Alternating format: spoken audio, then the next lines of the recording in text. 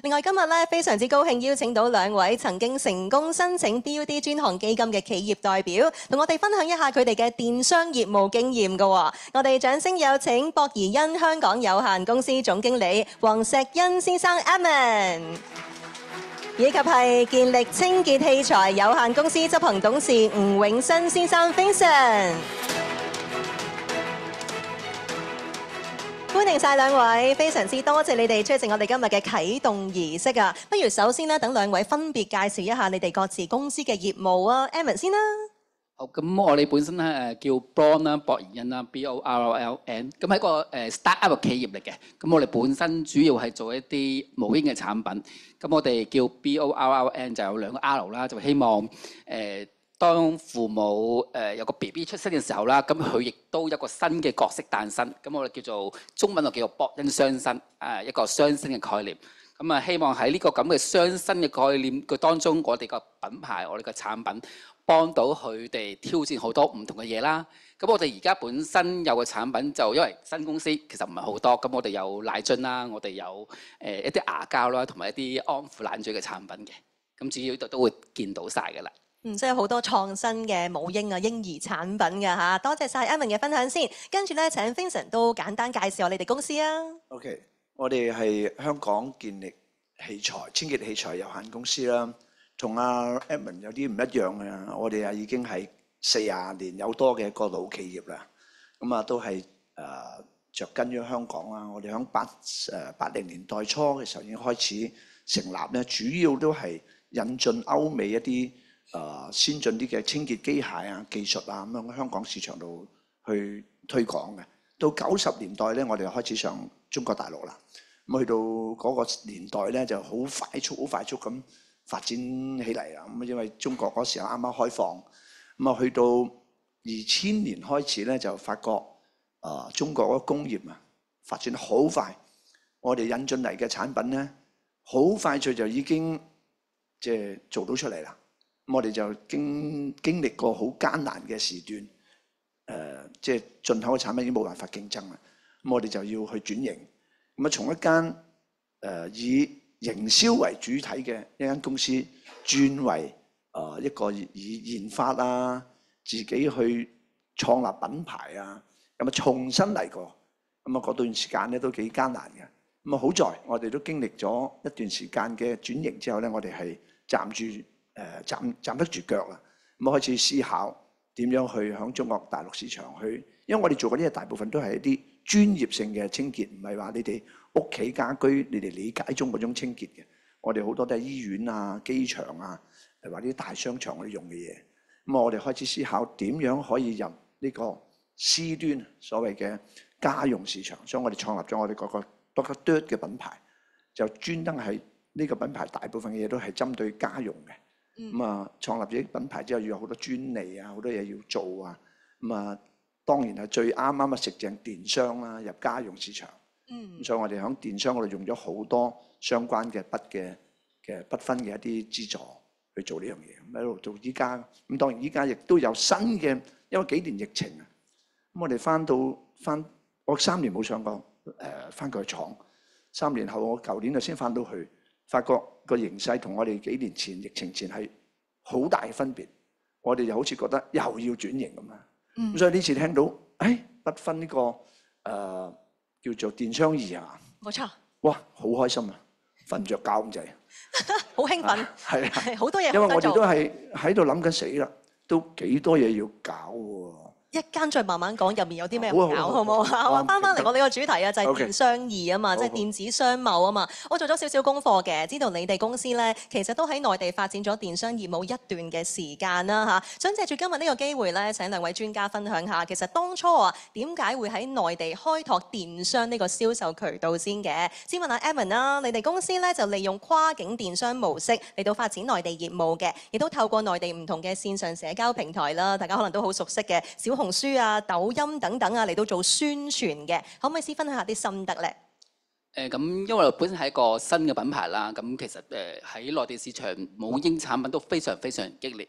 咁如果作為一個新嘅品牌，咁我哋覺得係好需要喺一啲新嘅地方開始。咁我亦都了解到內地啲媽咪其實佢哋好中意睇小紅書，睇啲內容，睇下裏邊啲嘢點樣去比較下啲奶樽啊，比較下啲唔同嘅母嬰產品啊等等。所以我哋喺2022年諗住進軍內地市場，我哋就揀咗做電商，因為大家都知道啦，所有啲媽咪消費者佢哋個個都喺電商賣嘢嘅。咁所以喺呢個咁嘅過程裏邊，我哋就決定透過跨境先啦，因為一個新嘅企業貿然進軍內地都係有啲風險嘅。咁啊，我哋去咗天貓國際啦，咁然後我哋就透過小紅書啦、抖音啦，做一啲唔同嘅推廣，可能揾博主啊，方方面面係我哋大致一開頭諗嘅做法嚟嘅。咁喺呢一啲嘅計劃當中啦，BUD 專項基金係點樣幫到你哋公司嘅電商發展㗎？呢個又真係非常非常感謝香港 PC 即係設立呢個 BUD 個 funding，對我哋呢啲中小企業嚟講係真係非常非常重要。即係因為我哋一個新嘅企業啦，人手唔係好多啦，咁我哋要去做咁多嘅嘢，啱啱講啦，天貓、小紅書、抖音。人手已經一個部分啦，咁個 BUD 好好啦，因為佢可以俾我哋資助一半嘅費用。咁我哋請咗天貓嘅店長啦，我哋請咗一啲 graphic 嘅 designer 啦，亦都請咗啲 marketing 嘅同事啦。咁喺人手方面會幫到手啦。第二做母嬰產品啦，因為本身都係內地同香港有啲唔同法規嘅要求，要做好多唔同嘅 certificate 啊等等。咁啊BUD 亦都可以包含咗呢啲所有嘅檢測費用，咁我哋都可以透過 BUD 申請咗呢個費用啦。咁更加重要啦，就係無論天貓、小紅書、抖音，佢哋頭先都有介紹過，有啲付費嘅推廣，啲 keyword search 啊，唔同嘅廣告啦，我哋亦都透過 BUD 揾咗小紅書啲博主啦、抖音啲博主啦，咁亦都 share 咗50%嘅費用啦。所以總體嚟講嘅呢個計劃對於一個startup 企業，對一個中小企咧，我覺得係非常非常之好嘅一個計劃，同埋生產力促進股所有嘅同事嘅 support， 對於一個新嘅企業嚟講都非常支持，因為我哋都唔係好了解點去申請。我哋 call 佢哋好多次啦，佢哋亦都主動 call 翻嚟，喂，你呢咁樣寫好似唔係咁得喎，要咁樣改喎，成喎，咁只係講 thank you 咯，咁樣。大家應該聽得出咧，兩位嘉賓一提到 BUD 專項基金咧，就覺得哇，好幫到手啊，好雀躍啊！大家都感受到喎，值得俾多啲掌聲我哋 BUD 專項基金，同埋多謝生產力局執行機構嘅同事嘅支持啦嚇。咁啊問翻 Vincent 啦，我知道你哋公司咧就為咗發展自家啦，同埋一啲代理品牌啦，就成立咗內地電商嘅團隊嘅。先分享下當初咧點解有呢個諗法先嘅？咁大家都知道可能即係中國嗰呢個市場咧，嗰個電商咧，唔好話佢蓬勃咁簡單，可以話響呢個世界電商嗰個潮流裏邊都走到即係超前得好緊要下噶啦。咁你要響中國個市場咁大一個品牌，你要做，你根本唔可能繞開電商呢條路，冇可能。咁所以我哋既然要做一個自己嘅品牌啦，咁我哋所以響好早嘅時候，我哋已經開始去成立呢個電商團隊嘅。咁成立電商團隊裏邊咧，就都幾多嘢要考慮嘅。咁啊，唔係即係話你講緊好多話，又網紅啊，好多嗰啲都係後邊㗎啦。我哋前邊咧，原來你自己要客服啊、運營團隊啊、美工啊，一大紮嘢你要諗嘅。咁跟住仲有咧，原來我哋好似我哋嘅產品做開啲專業商業對象嘅，突然間你轉去家用啊，咁你所有嘅包裝啊，甚至乎你公司個體制啊，嗰個倉務嘅管理嗰個系統啊，你都好多嘢要改啊，全部啲嘢都要錢，都要考慮嘅。所以我呢個不分咧，喺呢方面幫到我哋好大咯，令到我哋咧，即係錢係一樣嘢，最重要係我哋會覺得膽大咗，即係覺得風險個評估係細咗。有啲嘢我諗住做完一步再一步咧，我哋可以話唔好諗咁多啦，去一次講啦，因為電商真係走得好快好快，一下子就唔同咗。所以喺呢個不分度咧，就喺呢方面令到我哋咧就好快速咁喺呢個電商市場裏邊我哋而家喺天貓啊、淘寶啊、京東啊，咁啊而家都開埋抖音啊、拼多多啊、小紅書都跟住嚟嘅。即係話我哋 BUD 專項基金咧，即係除咗話係提供咗資助之外咧，仲提供咗一個好強大嘅後盾喎，可唔可以咁講啊？仲有冇多啲嘅案例可以分享多啲咧？咁啊真係好多喎，驚陣間 overrun 喎會。有啲時間可以講多一個，係啊。咁啊你即係好似我哋而家啱3年之後，我哋再上去咁啊，發覺死啦！我哋嗰啲一路做開所謂嘅電商，我哋已經走得好，以為好 stable、好穩健嘅嘢咧，原來唔同咗啦，已經係響中國嘅電商已經轉咗好幾個彎啦，而家已經去到社交電商啊，好多嘢。發覺我哋啲客服啊追唔上，我哋而家真係要揾個直播團隊啊！咁啊，你抖音啊，你想自己搞，你搞到你傻，咁又要揾好多網紅啊，咁嗰啲點樣帶貨啊，咁嗰啲好多嘢我哋都要去，真係要重新去規劃過。咁呢啲嘢咧就係又要計 budget 咯。咁啊，呢樣嘢我哋已經係，所以聽到呢個電商2咧，我哋已經係即刻有動作啦，要做啦。咁啊，真係要講多啲喎嚇，因為啱啱頭先咧聽完 BUD 專項基金執行機構代表啊 YK 啦，介紹咗呢個新推出嘅電商2 e-commerce Easy 之後咧，兩位又覺得呢個 program 啊點樣幫到你哋，又或者係其他嘅中小企咧 ？Edmond 講先啦。我覺得非常之好嘅呢個，因為本身我哋其實22年開始申請 BUD 啦，其實我哋申請咗4個唔同嘅 project 㗎啦已經。咁啊有一個BUD 即係平時申請嘅話，係一個比例上嘅對於我哋嚟講有時候需要去配合一個比例係相對比較困難嘅。咁但係頭先即係聽完呢個 BUD 呢個申請啦，佢呢個電商2咧係專門for即係做 e-commerce 啦。咁對於真係特別我哋呢啲比較 focus 喺做電商嘅話，就一定非常之方便啦。因為我哋啱頭先大家都知道啦，啱啱講咗，其實即係內地越嚟越細分啊。即係就算做電商，我哋以前就係講天貓淘寶，咁而家京東、拼多多，跟住又話抖音，又話小紅書，咁其實真係需要一個更加專注喺電商裏邊嘅一個 funding 去 support 我哋去發展咯。咁我覺得呢個係非常非常之好嘅幫助嚟嘅。即係今次電商2咧就可以比較靈活運用呢一批100萬最多嘅資金啊。咁 Vincent 咧？我就因為可能阿 Edmond 就佢哋啱啱至開始申請，我已經申請18年已經開始。咁以前總係糾結喺一樣，因為佢有個比例，死啦！我要抌好多錢落去做電商嗰度前邊嘅推廣好多嘢喎。咁但係死啦！你個比例上好似又冇嘢拍得上喎。